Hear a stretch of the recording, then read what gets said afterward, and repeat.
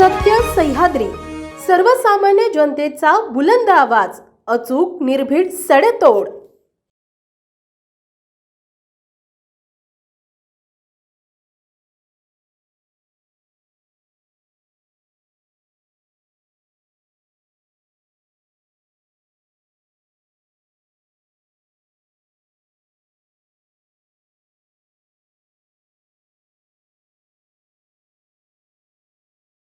पलटण police station तर्फे हद्दीमध्ये गुन्हेगाराविरुद्धची मोहीम फरारी आरोपी असतील, पाहिजे आरोपी असतील, गुन्ह्यातील त्यांना पकडणे, त्याचबरोबर जे हद्दीमधून तडीपार केलेले आहेत 17 गुन्हेगारांना, आरोपींना हद्दीतून तडीपार केलेला आहे।